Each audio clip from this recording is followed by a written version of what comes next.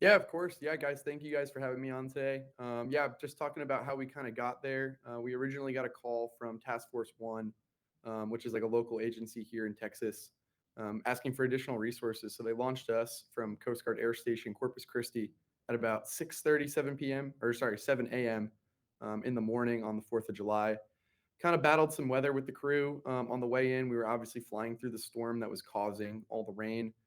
So in the crew, we had our aircraft leader, our co-pilot Blair Agujafor, and then also our flight mechanic Seth Reeves and myself. We're kind of on the crew, battling some pretty nasty weather, some of the worst I've ever experienced in my career so far.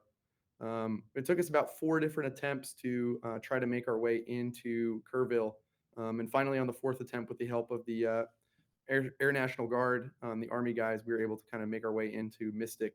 Um, so our original tasking was just to get to Camp Mystic, and we heard there was about 200 campers there, and they were in need of airlift. There was no other way to get them out. Bridges were gone, roadways were gone, and the water was coming up too high for boat rescue.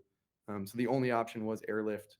We kind of assessed the scene a little bit, had an internal crew discussion with the rest of the crew, with Ian, Blair, and Seth and myself. We decided the best course of action would probably be to leave me there. At the time, there was no triage coordinator, and just because, yeah, it was kind of hectic. A lot of people were needed on other assets and other airframes. We just decided that, hey, we can fit a couple extra kids if we leave me on scene. That aircrew with Ian, Blair, and Seth kind of went to a more dangerous location to try to, airlift a few more people out of a tighter landing zone. And they were able to airlift about 15 people, 15 children out of there, and they left me on scene at Camp Mystic. And there, yeah, I kind of helped facilitate some of the organization and the triage, just comforting these kids, and getting 165 of them out on the Army Black Hawk helicopters.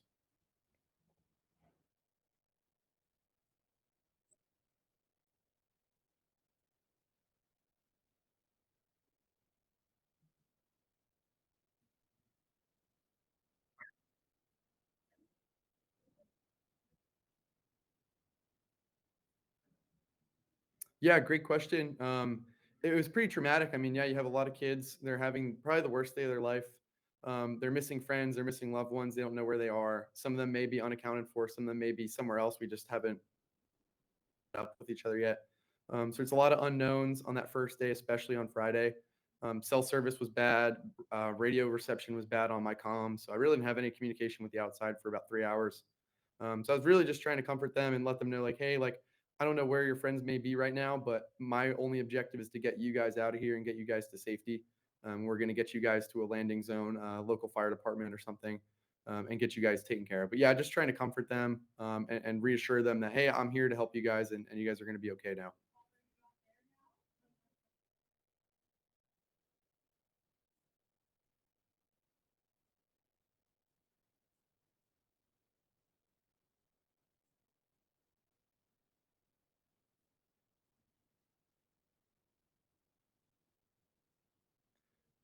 Yeah, it's a good one. There definitely was a lot of, there's going to be a lot of heroics from this, not only from like first responders, but just the people that were the survivors, right? Like caught in the flood.